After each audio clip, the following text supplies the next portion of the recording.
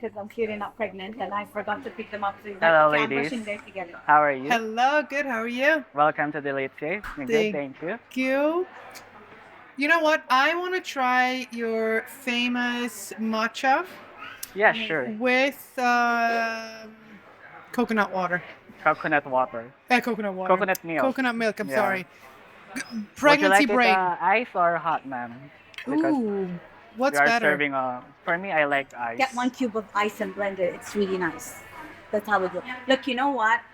I have my own thing blends here, my matcha, my cinnamon, my Okay. powder, everything. And all I want is coconut milk and ice. Can you do that for me? Yeah, we can do that. Amazing. You're a gem, truly.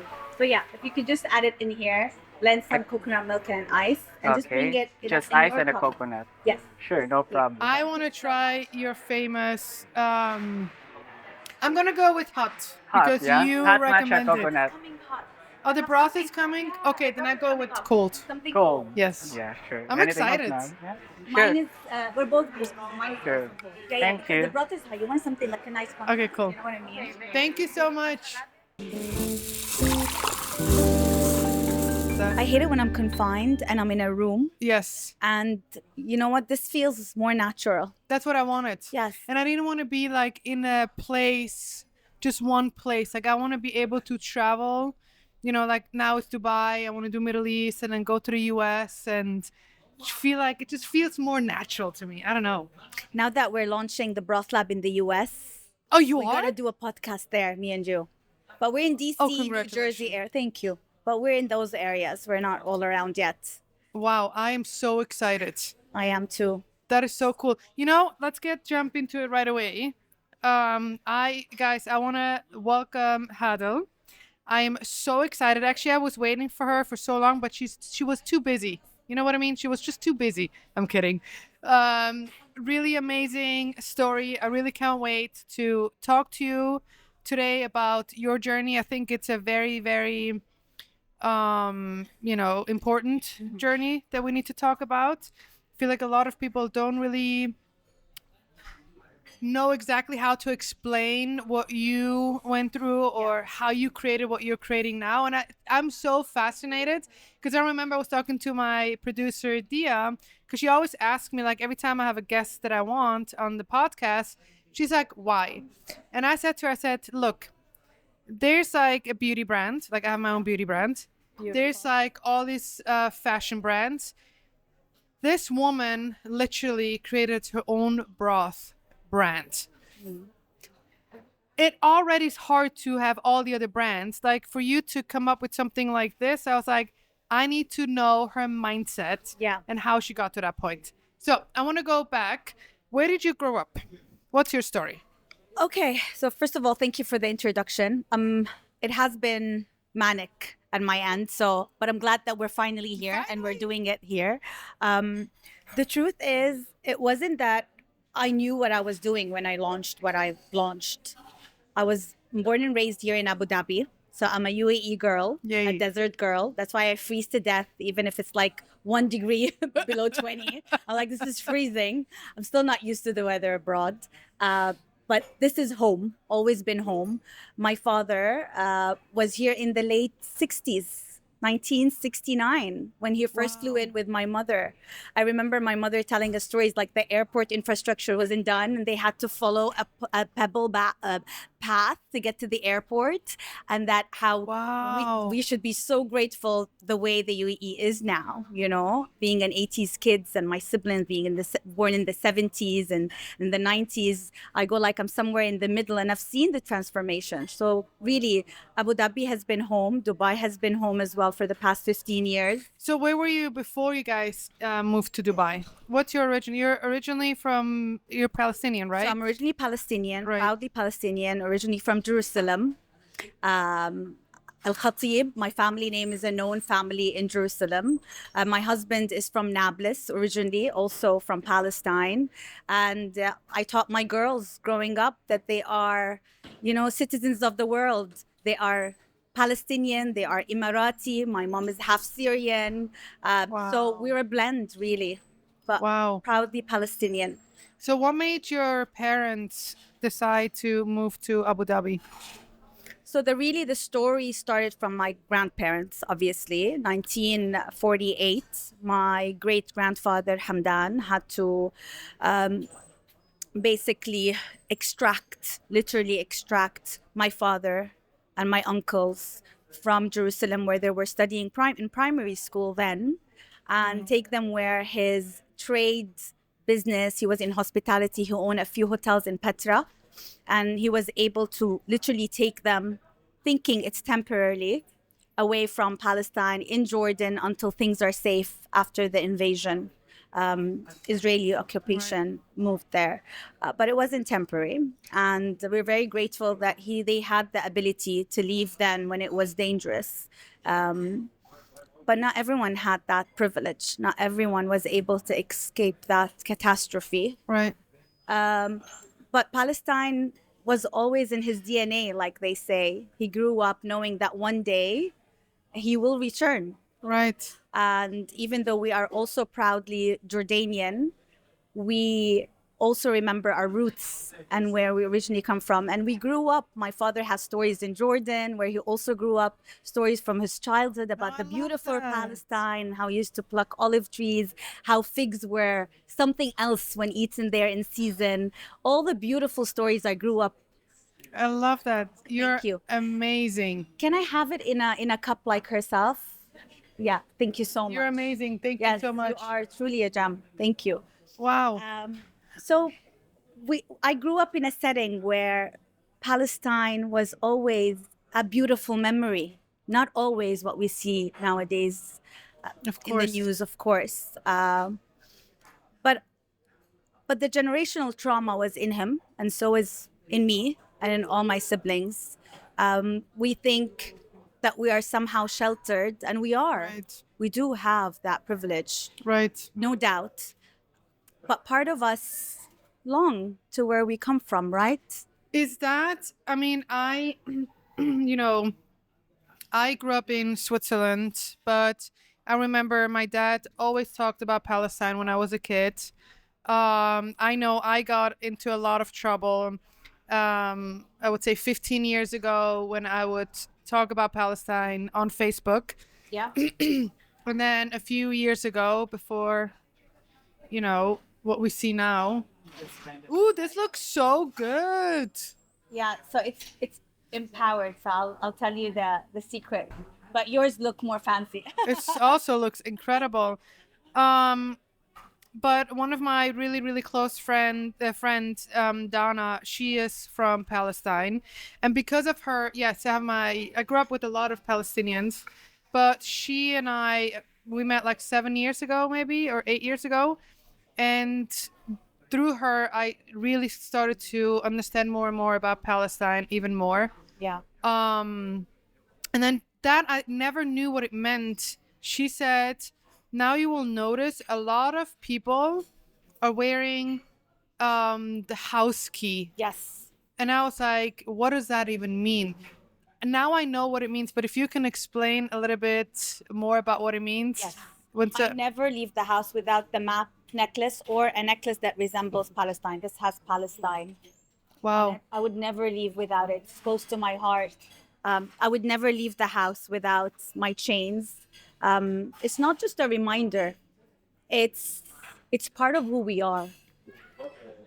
The truth is, and it's so hard to put it in words. I know. I get goosebumps every time I talk about it. You know how you said I learned so much about Palestine through your friend Dana? This is exactly every single Palestinian's mission in life. Oof. Got goosebumps. Every single Palestinian breathing, living in better conditions, that's our mission right now. All we want to do is educate the world, tell a piece of who we are, that we are more than just a war, we are more than just Palestinians. Right. With pains and our agonies and our share of, what the occupation have portrayed for us. It really did dictate who we are for the rest of our lives, but we're more than just that. Wow. And keeping it close to our hearts remind us of all that beauty, all that, all the memories, all the resilience that our great, great, great grandparents built in us over the years. So the story of the key is that is the right to return, that we all as Palestinians have the right to return back home because it was home for thousands of years. And the fact that we were forced, our great grandparents or our grandparents or even our parents were forced to leave, is not just unjust and inhumane. It gives us an incentive to fight for the right to go back. But of course, because of politics, it's not really complicated, but it's just what the world is. It's not always fair. So that key is a reminder that we continue that mission, that we continue that reminder that for 100,000 years to come, Palestine will always be Palestine. And we will one day have the right to share that same narrative. And even if we're not back, it's here, close to our hearts, where our chains are. Right. Oh my God, that is so beautiful. And beautiful in a way that, you know, that you all know there's going to come a day where you guys are going to be able to go back and go home, right? Because that's what we all want. We all want to be home, where we belong and feel free, and that's who we are. So now tell me, so now you're in Dubai, you grew up here. Yes. And you actually, before you started your own company, what were you doing before? So I was 13 years corporate in the energy sector of Abu Dhabi. I was working for the semi-government and government firms, leading the human resource section there. And I was, oh baby, I was growing. I was growing in that career. I was in my 20s. I was excited about what's coming. It was really a thrilling time for me. Of course, I was single. I have my master's degree in HRM, and I was really loving it. And I felt like I was killing that space, you know. I love dealing with people. I felt productivity and looking after my team was all I knew. I would wake up every single morning, head to work, knowing I'm going to just crush it today and everything's going to be, you know, on point, because I really, truly loved and believed with what I was doing. But, you know, part of progressing in life is just looking beyond that. I got married. I was blessed with a beautiful, beautiful girl called Tamara, who's almost 12 now. And at the time when I was still working, she was close to 1 year old.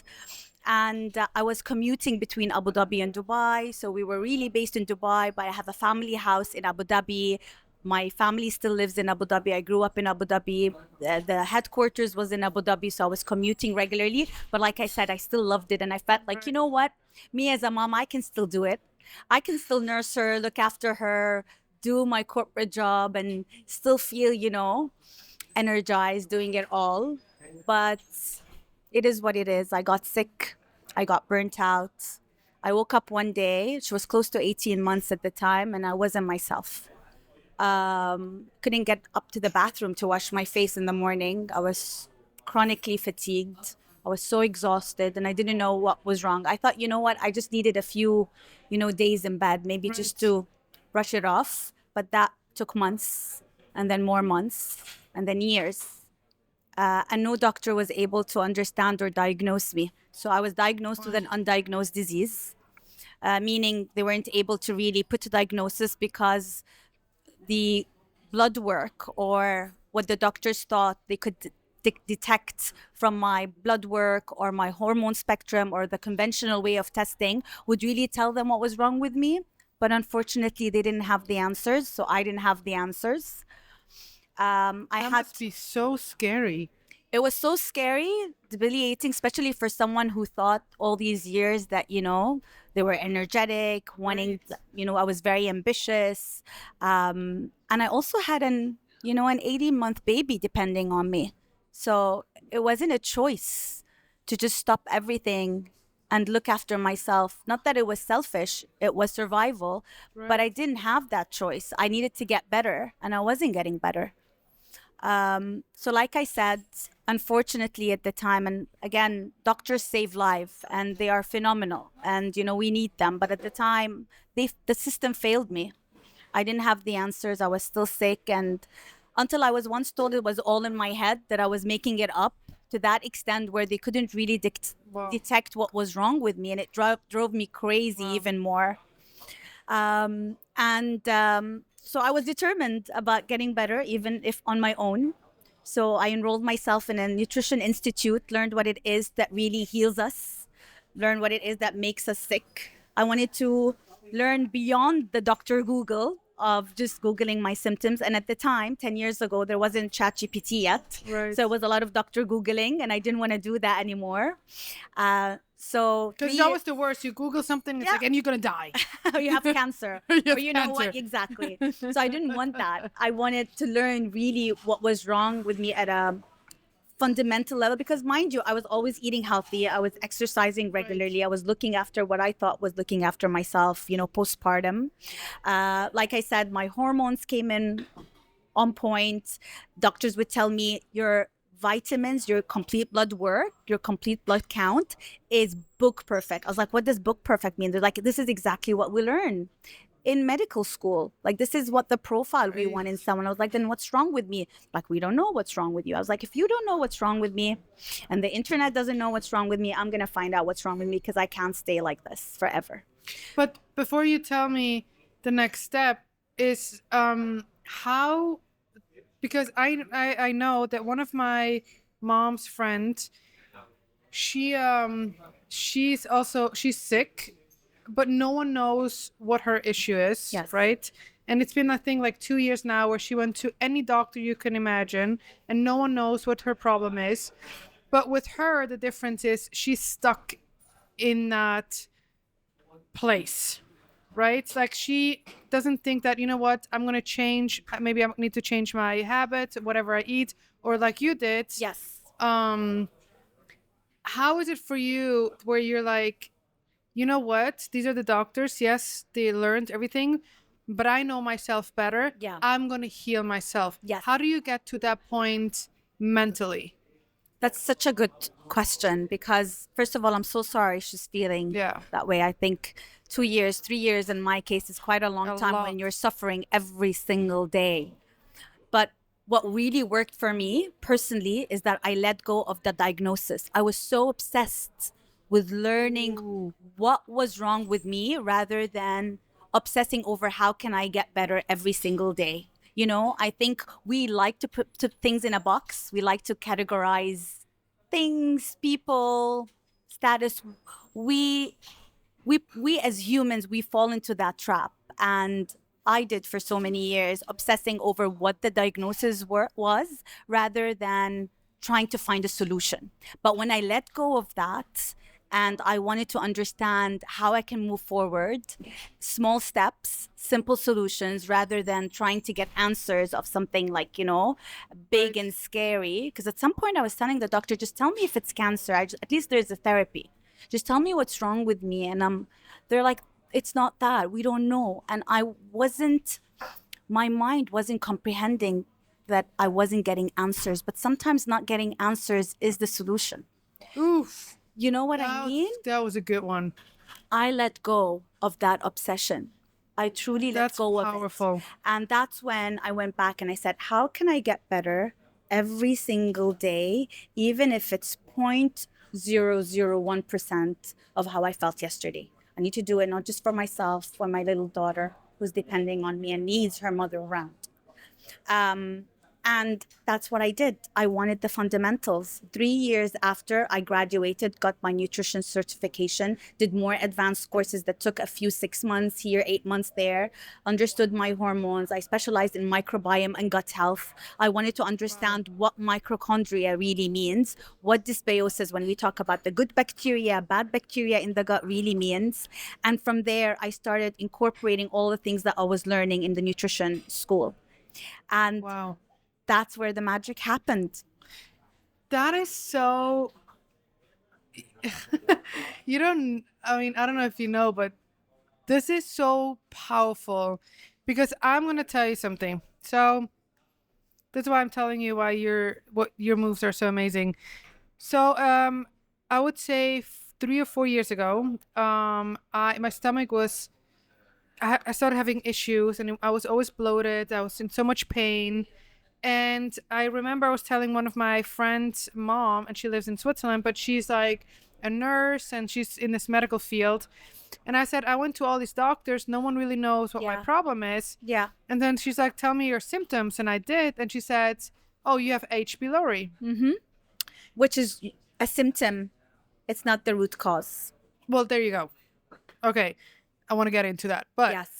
I was like, what does that even mean? Like, I never Yes. heard of that before. And then she was like, it's a bacteria, it's Correct. this and that, whatever. You should go, you can only check with the blood. Like, you have to do a blood test. And I was like, okay, cool. So I went to the doctor and I said, well, I think I have H. pylori. And she started laughing. She's like, what do you mean? Like, you know, like, I can't remember exactly what she said, but I just remember she was laughing. And then she did the test, like the finger, took some blood and then came back because you know right away if you have it or not.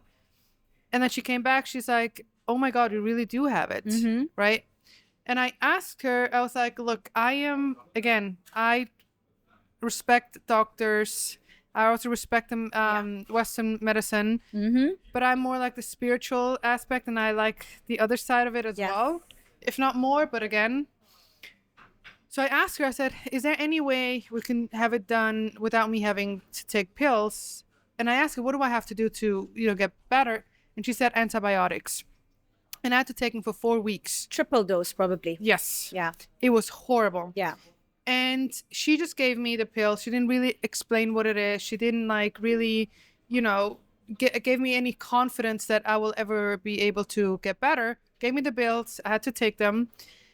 And then after that, since then, I've never had a day without pain. Yes. So I still now, until this day, like I still don't know how to heal myself. Yes. And then I went to the doctor. Because of that, it turned into IBS. Yes. That's Right? of course. And again, I was asking the doctor, I was like, what is IBS? Like, can you explain it to me? And even he couldn't really explain to me what it is. And I was like, well, great.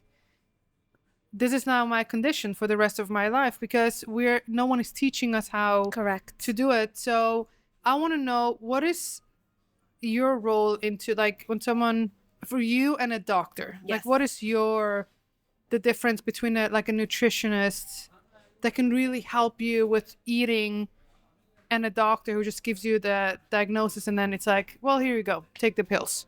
The real issue lies in the curriculum of the medical school itself.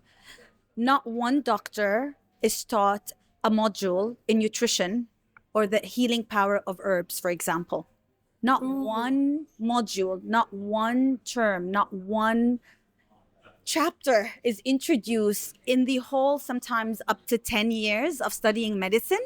Can you believe it? I never thought about that. Is not part of any of that criteria. Nothing. Zero. If you go to a doctor, they have no idea from school what it is that you're supposed to be eating when you have certain symptoms or how food plays a role. Right. Unless you're in Ayurveda, you're in homeopathy, and you're in naturopathy, you're in functional wellness, that now I think from the past decade or a little bit more has become a bit more inclusive in that domain. But before then, no. So nutrition, food, our main primary source of existence was never ever in any discussions at medical school. So I don't blame doctors for not having that education part because you can't blame them. They are there to diagnose you, offer you that pill that they were taught with these side effects, with these symptoms, and this is how you kill the pain, numb the pain, because they want you to live a normal life after all. I think the message here is that we're going to the wrong people for lots of different answers. It takes truly a village. And the most important person to rely on is yourself, after all. You're the only one who knows your body, who know when the symptoms are triggered, what you're eating every single day, and how your body is reacting to it, regardless of what the disease was called or what the medication is, okay? So, of course, the doctor is the first thing we think of when we're not feeling well. In your case was, let's say, an H. pylori, IBS, IBD, whatever they wanted to diagnose you with. But the truth is beyond what you're handed in the antibiotics. Because what they don't tell you is that course of antibiotic is going to kill all the good bacteria, the soldier that really are the defense mechanism for other bacterias when they come your way, because now the surface has bacteria. And if I put it close to my eye, I'm going to touch some bacteria in my eye. Does that mean I fear bacteria and viruses? They're all around us. And it doesn't mean that every single time I contract one that could be contagious or not, that I need to take a triple course because it caused all that. H. pylori, along with so many other bacteria that reside in the gut naturally, are opportunistic. They wait for you when you're not at your best and when your immunity is compromised or when you're stressed, and they overtake your system, because that's how they thrive. They're like parasites, okay? Right. So they wait for that opportunity. So what you really need to go back to is the root cause of why you're allowing them, which they're naturally here. All of us here has H. pylori to a certain extent, but we are looking after ourselves every single day consciously to make sure they don't take over our system. They don't override us. All right? So you need to work on that basic ground first. True. And then you need to optimize your gut health through everyday conscious decision of what you're eating, what you're drinking, and what you're taking in terms of supplements. And again, this is why I created the Broth Lab. The Broth Lab for me was the answer to a lot of the issues I was facing in terms of I can't digest a lot of the supplements that I was supposed to take. My body cannot break down food. How will it break down all these hard pills? And everything was really pointing towards the healing power of bone broth, of ancestral superfoods. You know, at the nutrition college, doctors like Dr. Mark Hyman, Dr. Sears, Dr. Kellen Petrucci, all these groundbreaking gurus when it came to gut health or in functional wellness were pointing towards food and talking about how food is medicine. And I was like, you know what, why don't I take that basic ground? I was like, is the answer really simple? My brain didn't want to believe the answer was simple. My brain wanted to think it was complicated and complex and as painful as the pain that I'm feeling right now. You know, we overcomplicate our lives sometimes. So I replaced my morning coffee with bone broth. Saw that. I added bone broth to my smoothies instead of these synthetic powders. I replaced the way our grandmothers used to cook. Right. No water in our soups, in our stews, in our recipes. Everything is bone broth infused. I increased the minerals, L-glutamine, which is a powerful amino acids in the gut. And I started slowly gaining my energy, my power, healing my leaky gut, killing off all these bad bacteria, and just gaining more power. And as years passed by, actually, it started weeks after I was able to get up alone. I was able to have a proper conversation without the brain fog. I started suddenly seeing that the bloat was not as bad. And slowly, I started to heal myself from the inside out. My hair started to grow back. I was losing so much hair. Slowly, I didn't need someone to tell me I was in the right path, if you know what I mean. I didn't need answers from outside. I started seeing myself as the living proof, the guinea pig that I was. And then I said, oh my God, everyone needs to know about this. So before we get into that, I just want to go back real quick to when you decided you're going to go back to school. Yes. Right? To become a nutritionist. Before that, I want to know, how was your two things? Yeah. Did you find out what the problem was? And number two, how was your personal life? How were you as a person going through all of this, not knowing? I know you said to the doctor, like, tell me if it's cancer, like, just tell me. Yes. But like, how were you going mentally, physically, like with your kids, husband, work? Like, where were you in that stage? I'm not going to lie to you. In the beginning, I was a wreck. Right. It was a huge transition for me, first of all, to be relying on anyone. It was hard because at a young age, I was so independent. I lost my father when I was so young. I'm sorry. And I'm a middle child of 5 kids. Wow. So I was always there to just look after myself, look after everybody. So for me, to lose that sense of who I was as a strong woman was really a killer for me. But I do have the most supportive husband.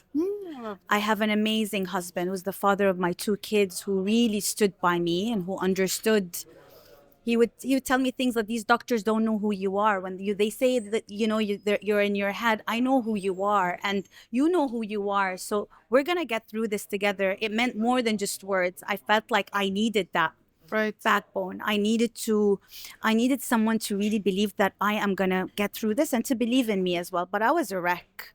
Can we just cut? Sorry, he just needs to drop the broth. Yeah. Is that Can okay? you take it, Robin? Thank you so much. Thank you, Floyd. Perfect. Thank you. In, Sorry in a about that. second. Yeah.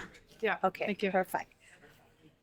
What was I saying? I was So a wreck. about your husband, that Yes. you know yourself better. Yes. In the early days, it was truly difficult to really put that mindset that there is hope. I think us as human beings, we can't go on without the sense of hope.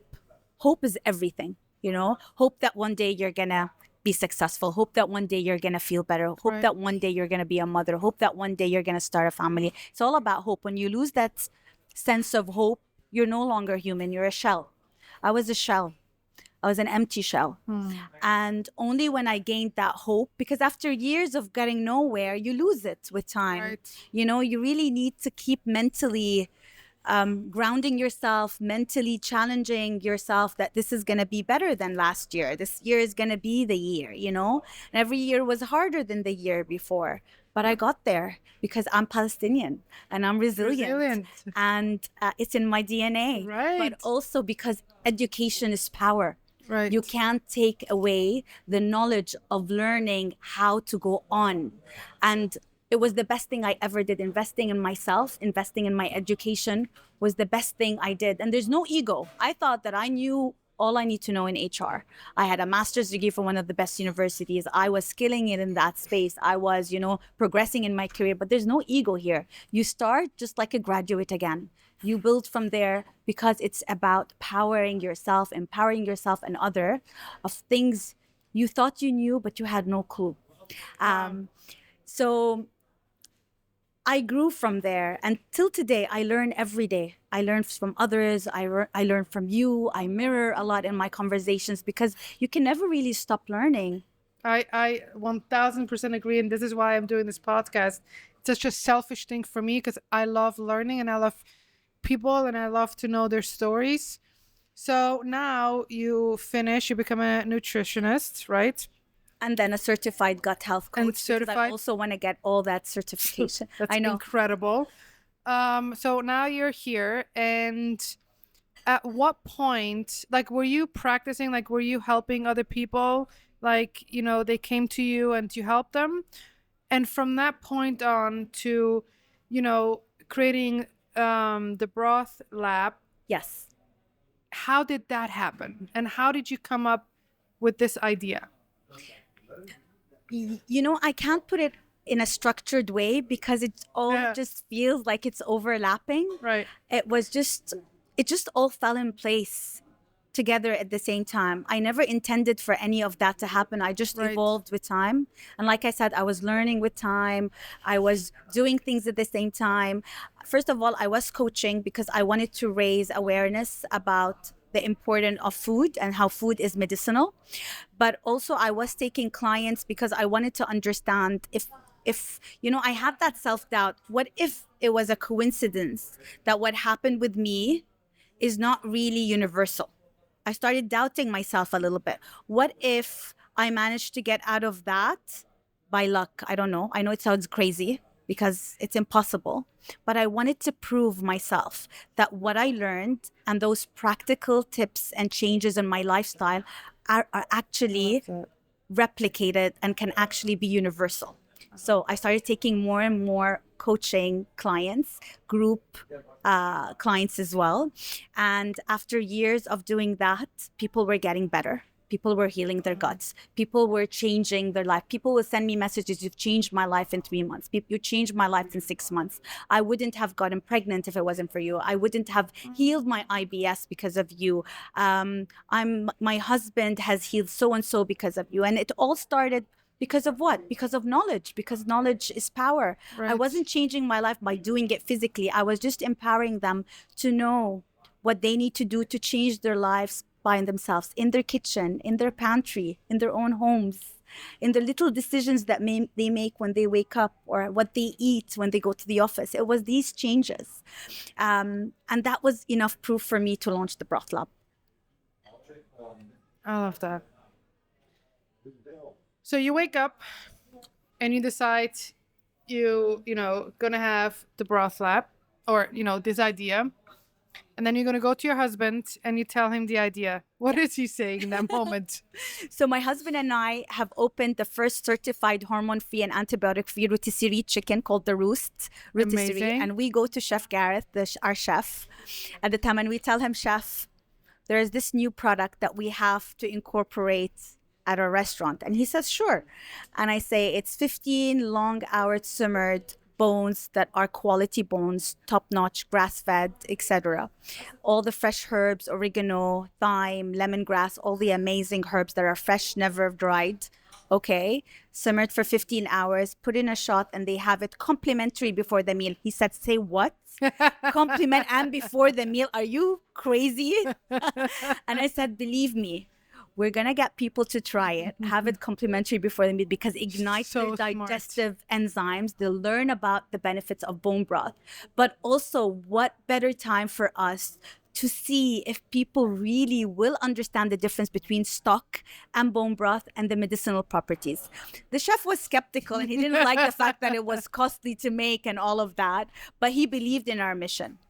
And people started coming to us, not just for the chicken, for that broth shot in the beginning. Wow. People wanted it in bigger portions in a bowl. People wanted to take it in a Ziploc bag, these sandwiches bag. And we would say, we're not responsible how you take that out of our restaurant. And people started just coming back for those broths.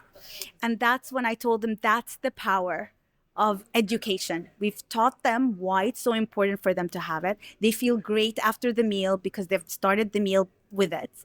And that's also you being an incredible entrepreneur. thank you. But I think know? it's the vision. You have to have the vision of where Yeah. it will take you. And it's not about quick wins. No. It's not about quick wins, because if I wanted a quick win, I'll go and open a pizza shop. Right. It's so easy. It was about long term, where you're getting there with Exactly. your message. And isn't it so beautiful? Like, that's something, like, I have my own beauty brand, and I always say, like, what we are so different than a lot of people is our ingredients. And Yes. I really, really mean it with all of my heart. It's like, the better ingredients you have, the education that you give other people, you're able to sleep so much better 100%. because you're not harming the person Correct. that's using your product. Absolutely. Right. No money can buy that peace of mind. No. No money can. I love what No you said, profit. like, if I wanted just to make the money, I could just open like a pizza shop, it would be easier. People already know about it. and more profitable. For sure. Exactly. But the fact that you're like, you know what, I'm going to introduce something new, but then you were able to connect it with your restaurant and give it as a shot, that itself is so genius. And I love that. Okay, so now people come to you, they're like, we want to take it home. Yeah. How can we get it? So we were like, that's not a brand on its own. We're not going to sell it as it is. But I want you to start cooking it at home. I want to teach you how you can do it at home, because because again, the Roost was always bringing in families, mothers with children, parents who wanted to eat better, who understood why chicken needs to be without the growth hormones, without the antibiotics, without all the nasties. So we wanted to educate them about all the other things that they can do, but also at home. So it was never about selling the product. It was about empowering them and teaching them why this product is essential for their well-being.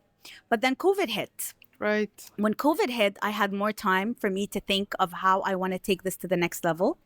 And honestly, businesses were closing down. And my husband, when I went to him, because you were asking, what did your husband say when you wanted to launch the Broth Lab? My husband thought I was absolutely cuckoo. He didn't think I was cuckoo throughout our marriage, For 13 years, he thought I was a bit sane. But then he decided, I'm cuckoo. He said businesses were closing down during COVID, and you're here wanting to launch a business and an F&B where quarantine and everything. I was like, believe me, if people don't invest in their health now during COVID, they never will. They never will. Airports are closing down, businesses are going down, banks are going bankrupt because of health, because health is our number one priority. If we're not going to launch a business that we believe and we've seen how it's impactful and how it's healing to many and to myself, and you witnessed that journey with me, when are we ever going to launch it?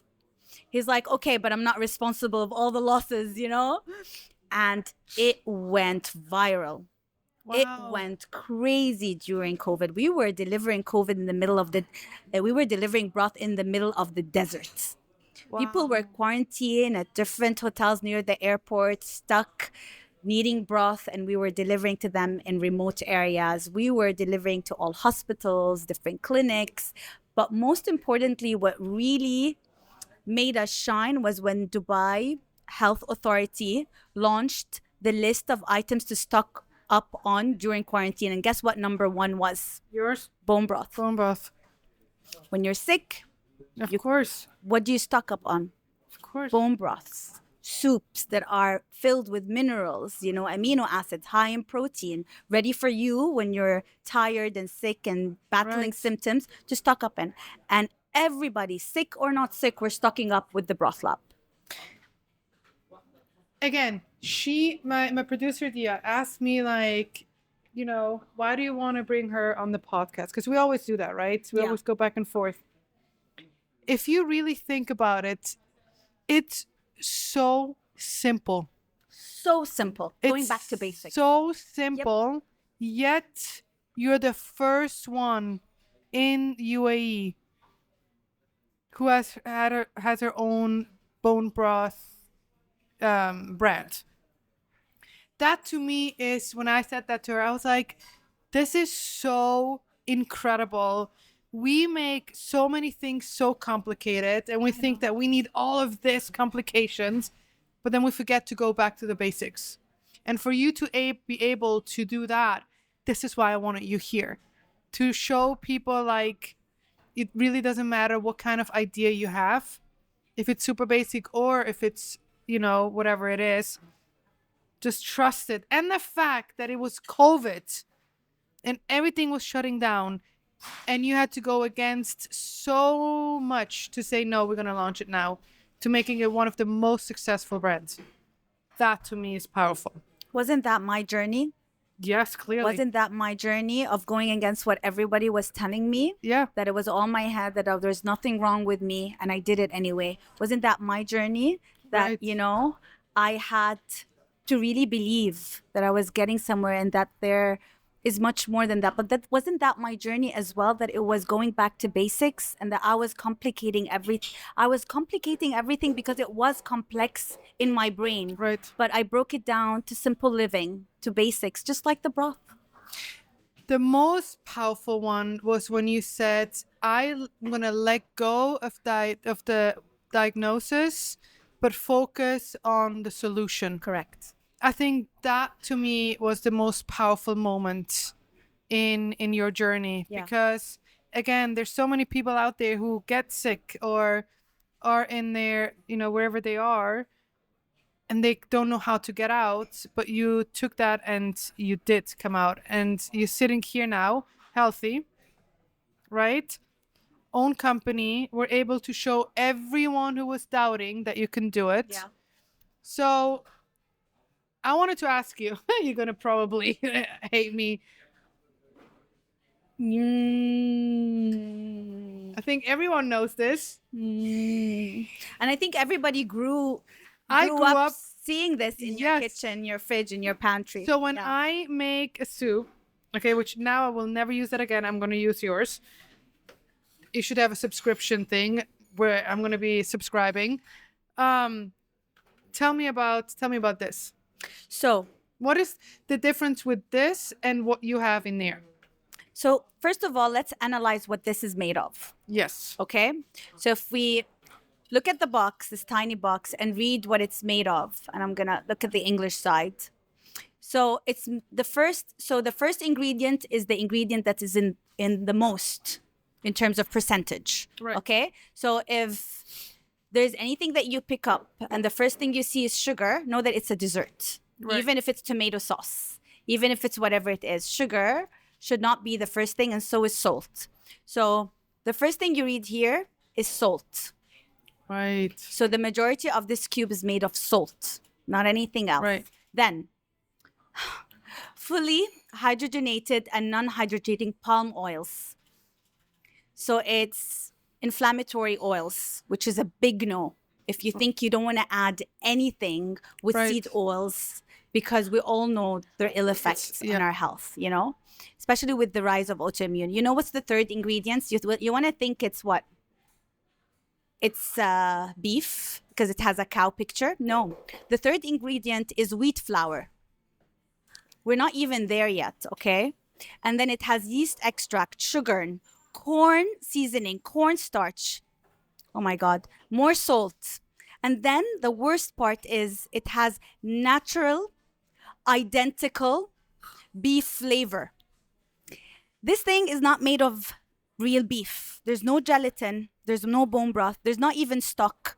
It's made of factory induced, mimicking the beef flavor because it's cheaper. So your brain is trying to understand what is this flavor I'm eating, and then it induces neurons to it to believe that it is a beef broth, but it's made of a chemical. And you know the dangers of this? The worst part is that when you start eating something that is made from real beef, like a steak or mutton or whatever, you're not going to enjoy it as much.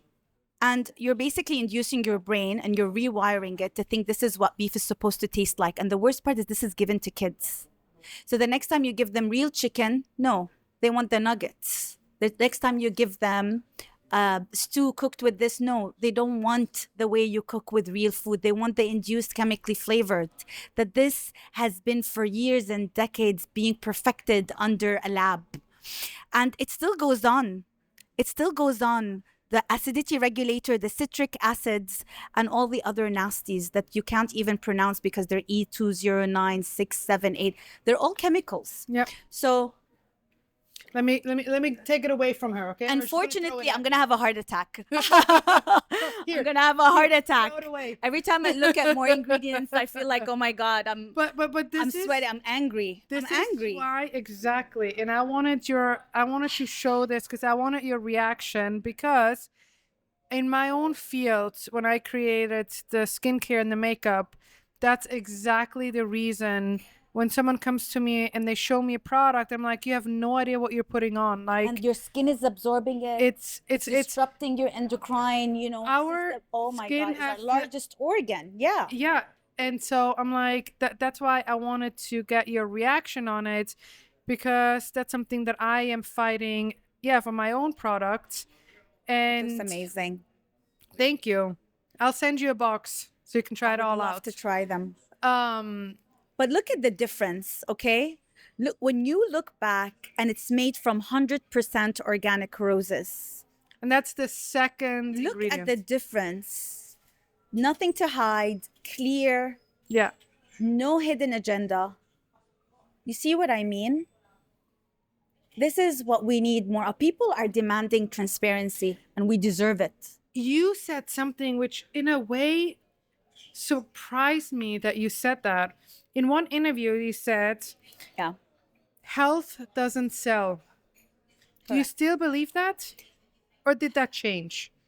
Because I feel like nowadays people want people like you and want to buy from you. Health doesn't sell in the sense that it's so hard to sell something to people in a long-term investment. It's Okay. so hard to sell it in that sense because we as human, it's our nature as human to want quick satisfaction.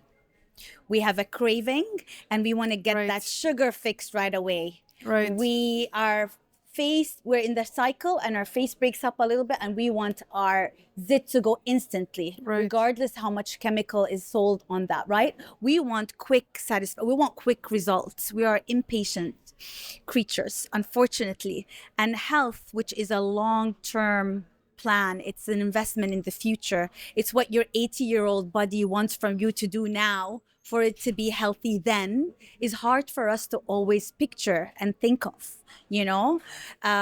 It's like us as mothers, for example, we're raising now our little kids, but it's not just as they are now teaching them these habits. We're investing in their adult version, right? Right. Wanting them to get better in the future. But we keep reminding ourselves, like, breathe in.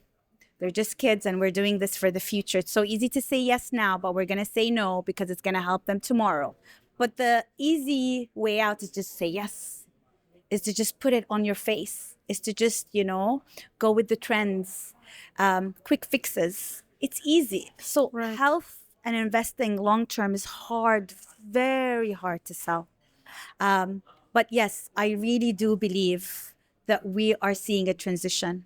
We're evolving, we're growing, we're investing in ourselves. We're seeing way too many diseases to ignore what could come if we keep living the way we're living in terms of not healthy living, bad lifestyle. There is an evolvement. We're all changing. There's no one that I know of personally that is educated that still buys stock cubes. No one. I don't think anyone does not read labels today when we all know the marketing gimmicks and the lies behind Right. the I pharma agree. and the food. I think the lies are exposed now and we are in a much better place. And all thanks to education and empowering ourselves to know better. Show me your. Can we open Oh, this yes. up? That's put the... Can I want to see it. Yes. Ga je snel aufmachen? Thank you. Yeah, I think...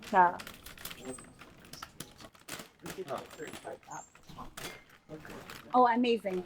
They put them... So, this is your mug. Ah, that is so cute, you guys. Look at that. Their mug for you. Vegan shiitake or chicken, I don't have chicken, but whichever you prefer. the other one. The vegan shiitake is delicious because it has a lot of seaweed, which is great for pregnancy. You want all the iodine. You guys. And it has shiitake mushroom, which is an immunity Thank booster, you. but it has a lot of miso. So you want all these cluster salts that are so nourishing.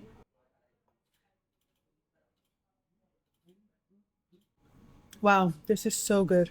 And it has a lot of vegetables. This is Every so single good. vegetable you can think of is in there, along with fresh herbs, fresh lemongrass, oregano, all the medicine. Yes. Oh, okay. Yes, of course. And I'm going to pour this here.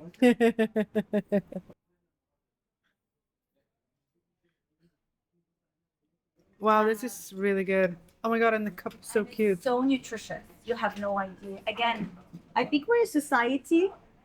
Oh, your mic. I'm going to just wipe this. I'm Yeah. obsessed. Here, give me. I can tell you. I'll just throw it in the bag. But I It's think- okay.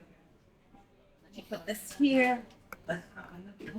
I believe we're a society that are obsessed with vitamins. We forget that we are minerals as well. Right. So this is where you get all the minerals. And why are we depleted in minerals? The sulfur, the manganese, all these different Right. minute microminerals that are required for every single enzyme in our body is because agriculture is not the same way. We don't have regenerative farming. The cattle are not roaming around. The fertilizers are not natural. The synthetic, additives to the soils have killed our fertile soil and we're not getting all the minerals. So this is the easiest way to extract all the minerals from the bones of the cattle, the lamb, the chicken that have sacrificed their lives for us. And why do we discard the bones? We can use those bones for our own well-being, use the animal from head to toe, because again, like I said, it's the only sustainable way Right. to evolve. We can't keep just thinking we are more superior and discard all the other things and think, there's abundance. No, abundance is by really understanding what it is that our body is made of and what it requires to heal. And this is so healing. Wow. It is so healing. All the research studies that are done by the pharma companies are usually for medications, certain, diagnosis of major diseases and how certain medication helps in that and controlled groups and whatnot. Nothing is done for food. However, I did find in 2021 Medicina study, a journal of health, that did a controlled group on mice, not humans. I think that was profound. So what happened is that a group of mice had their food mixed with bone broth, and the other group was not mixed with bone broth. And they found that ketones, the certain antibodies, were elevated in anti-inflammation response in these mice, which shows you how positively bone broth can impact our body in terms of inflammation. And what are we doing every single day by eating healthy? We're fighting inflammation. Inflammation is the root cause of all chronic diseases. So if there was a proof through these studies that were done that bone broth reduces inflammation, isn't it something that we should be sharing across all fronts? Why isn't it been shared? Because bone broth does not sell. Big pharma doesn't bring them the billions, Right. you know, but selling Monjaro does. Right. Talking about Monjaro or some certain medication would. So Because it goes back to the quick fix. again, always Right. the easy gratification, the satisfaction that we get from seeing the results instantly. We need to change that perspective. Right. We need to invest in the future self rather than just now. You said something so important, which, you know, it's going to break my heart if you said that you stopped drinking coffee. Okay? I mean, me and my husband, we are like coffee lovers. I mean, it's called Spill the Coffee. And I know there's like some people that talk really good about coffee and there's others who are not, and then Yeah. I get it. So my biggest question, and that's a question that's going to determine if you and I are going to stay friends or not. Are you drinking coffee? I went back to drinking a coffee, but Okay. not every day. That's I'm fine. never on an empty stomach. And quality coffee always. That's not fine. the commercial coffee. But yes, I did go back. And again, this is the beauty of a bio-individualized approach. What works for you might not work for me. Right. Might not work for others. We're not trying to generalize or create fear mongering, sort of excluding certain food groups. I hate that approach. Right. You know, if your body reacts well with dairy, then enjoy it. If Thank your you. body reacts well with coffee, then have it. Yes. If you hate matcha, then please don't Right. touch it. But I hate those sort of approaches that one size fits all. No, what works for me doesn't work for you. Generally, a lot of people feel like when they have coffee, it raises their cortisol. It pushes them beyond their pace, especially if they have it on an empty stomach. And that's usually the norm. And we understand why, the effects of caffeine and what it does to our system. Especially as women, we get that impact more than men. Having said that, I do know a lot of women, you know, including my own mother, that can live on coffee and she's so mellow, she's so zen, and it doesn't affect her negatively. And again, this is back to intuitive eating and to Right. bio-individual approach. Customize your own habits the way it suits you or not. Like I said, you are your own healer. You know what works for you. I love that. Are we still friends? Yeah, we're very close friends at this point. No, I just love, like, you know, again, I am doing this podcast. I always say this is it's also for selfish reasons, because I want to learn and I want to understand how people think. I want to better my life, you know, and I wanted you to be on this podcast because, you know, it's not super sexy talking about 100%. bone broth Yes. and about gut. I get it, but it's one of the most important subjects that we need to be talking about, and especially in this region. And I think what you're doing is very empowering, and like I just love your journey and what that you're. I love every person who has her own or his own brand or company that is actually making a change in human beings. I think we keep losing that, you know, ethical belief, right? Yeah. Because everything became so much about money, about grabbing it right now. And I always was that person that says, I want to leave a footprint behind. Yes. And you're one of them. And that's you. why I wanted you to be on this show. First of all, it's literally delicious. It I'm is. not just saying that. Yes. Like, I will be very honest with. They'll be like, okay, I will drink it because it's healthy, but tastes disgusting, but this actually tastes really, really good. Yes. So really good job on that. Thank you. For everyone who is watching right now, what is your message and why is it so important for people to have something like this in their house?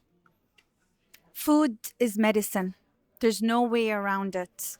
And more, we're seeing more diseases, unfortunately, autoimmune cancers that we never have seen the past decade.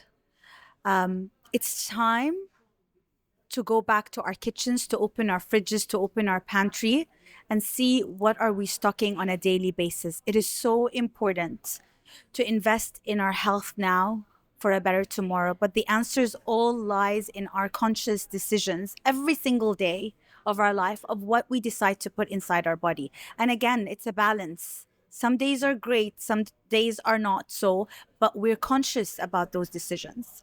And gut health is everything.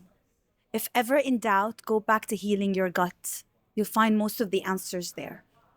Oh my God, I love it.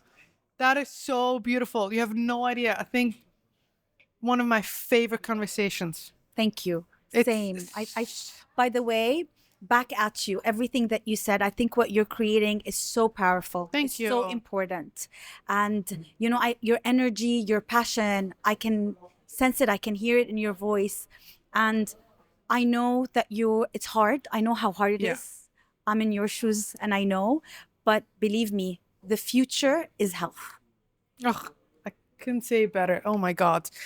I just want to say thank you a million times for you to be here. I could talk to you as well for hours, Same. but I know we're busy and we have things to do. We have to change the world.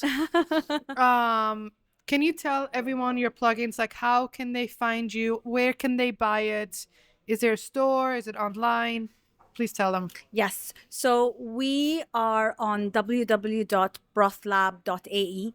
There's a subscription model there on our website, and you can subscribe, but you can also pick it up from the Roost Rotisserie. We're also on Deliveroo and on other aggregators, but on also your next door supermarkets. You can find us on Kipsons and Schweetrams, Quality Food, Ollie's, and multiple other. Congratulations. Yes, That's amazing. thank you. And slowly, we will be launching in other stores. Most importantly, my mission is to be in more clinics and pharmacies. We have started that, so we are in multiple Oh, that's so smart. clinics, and because I do believe that that's where we need to change and create that ripple effect of how food is medicine. When you talk about food is medicine, it's in the pharmacies, but it's not those numbing our pain.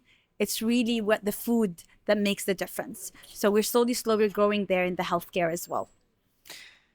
Oh, that was such a beautiful conversation. Thank you for taking the time to speak with us and educate us on something that is so important. Here to support whatever you need, whatever you want to do. Thank you. And I want to say thank you so much to Delisi for hosting us, for giving us your space. We just had lunch here, and I have to say, like, it was incredible. My producer Dia said that this is from now on going to be her space where she will be hanging out and working. So thank you for taking her away from me. But you guys are incredible. The whole team, food. If you guys want to know where it is at the Dubai Harbor Yacht Club. And it is so freaking gorgeous. This atmosphere is incredible. And I hope you get to really meet the team behind it. So I am really grateful for you guys, and I'm grateful for you. Thank you for having me. I didn't thank you on camera, but thank you. Yes, thank you so much for having me. This conversation can go on forever. I didn't want it to end. You're such a gracious host, and I can't wait to be back with new ideas as well. Thank you. I will be drinking this all the time. And you know what's crazy? Like, I feel like I am not just drinking, but I'm like eating. It's comfort. Yes. Yes. Yes. So comfort. And it's so filling. It's a meal on its own in a cup. Guys, get it. Let's support each other. And I'm grateful for all of you. And I will talk to you next time.